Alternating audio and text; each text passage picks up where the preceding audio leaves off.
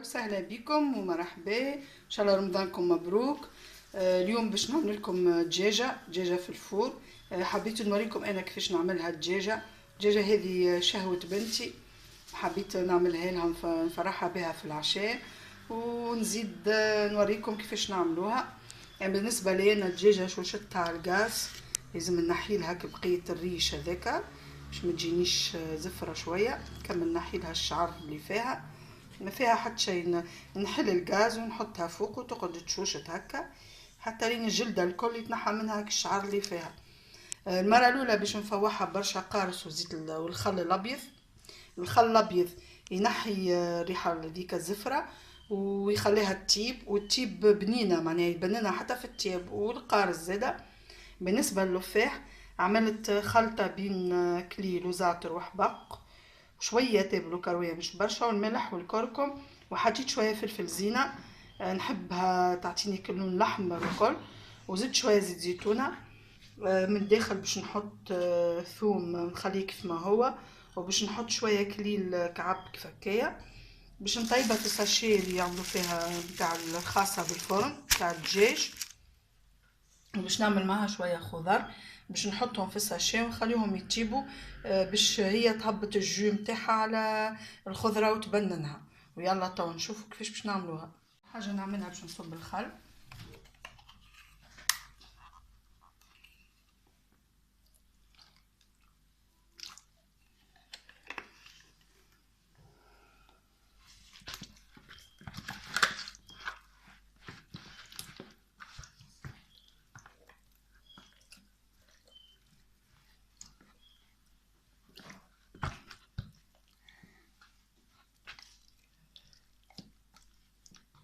قارص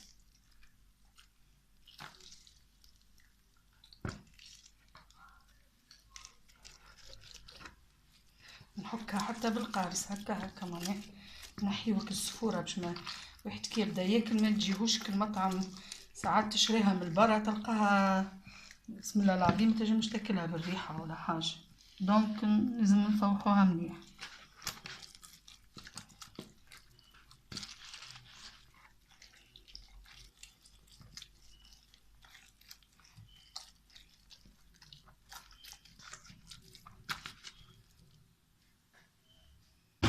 نزيد شويه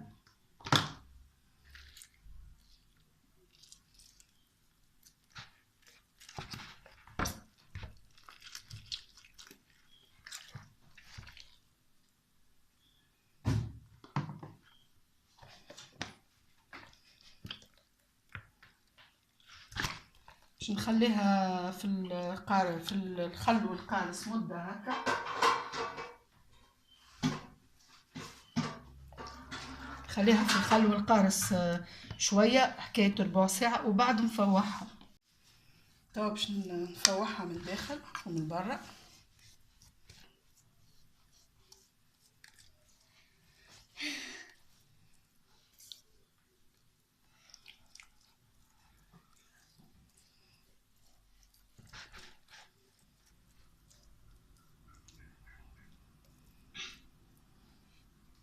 نجي للداخل نحط في صوص الثوم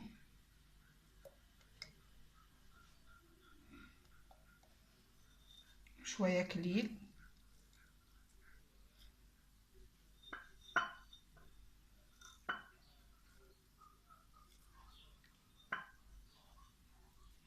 باش نزيدها كعبة بصل زاده.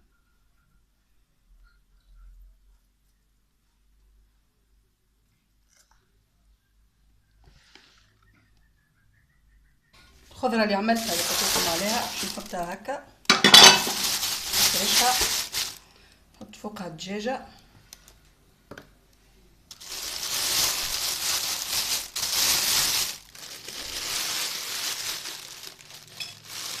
نقص منه اذا كبيره برشا هي، ويلزم في اللونجر هذا نجي باش نخليها تتنفس نجي نقص منه شويه. انا ما نحطهاش توا في الفور، نخليها تزيد معناها يزيد اللفاح يدخل فيها مليح مليح مليح، وهي تاخذ ساعه غير ربع باش تطيب.